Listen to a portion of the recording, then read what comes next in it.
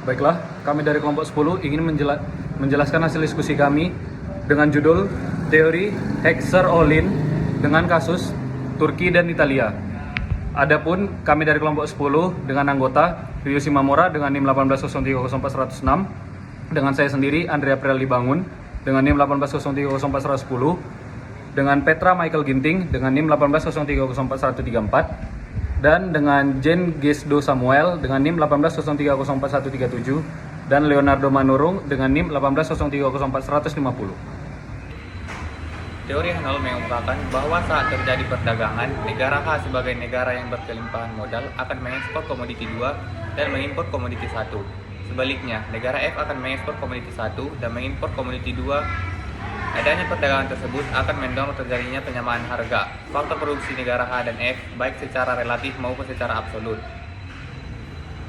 Dari sektor vegetable, negara Turki mengekspor ke negara Italia sebesar 524.622,57, sedangkan negara Italia mengekspor ke Turki hanya sebesar 95.111,74.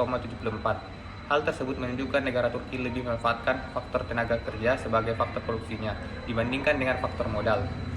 Dari sektor mesin and elektronik, negara Italia mengekspor ke negara Turki sebesar 4.012.394,96, sedangkan negara Turki mengekspor ke Italia hanya sebesar 970.402,48. Hal tersebut menunjukkan negara Italia lebih efisien dengan menggunakan tenaga kerja lebih sedikit. Adapun rumusnya, capital intensif Italia dibagi labor intensif Italia lebih besar dari capital intensif Turki dibagi labor intensif Turki.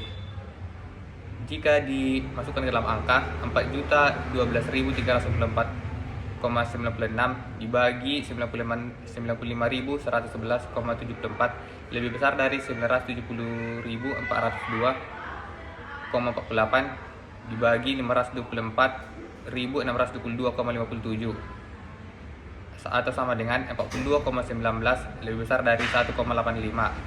Maka negara Italia adalah negara kapital abundant. Dari segi sektor mesin dan elektronik, pada tahun 2018, negara Italia mengekspor ke negara Turki sebesar 3.439.788,45, sedangkan negara Turki mengekspor ke Italia hanya sebesar 1.075.989,85. Hal tersebut menunjukkan negara Italia lebih efisien dengan menggunakan tenaga kerja lebih sedikit. Dari sektor vegetable, negara Turki mengekspor ke negara Italia sebesar 503.051,48, sedangkan negara Italia mengekspor ke Turki hanya sebesar 68.872,95. Hal tersebut menunjukkan negara Turki lebih memanfaatkan faktor tenaga kerja sebagai faktor produksinya dibandingkan faktor modal. Rumusnya, kapital intensif Italia dibagi labor intensif Italia lebih besar dari kapital intensif Turki dibagi labor intensif Turki.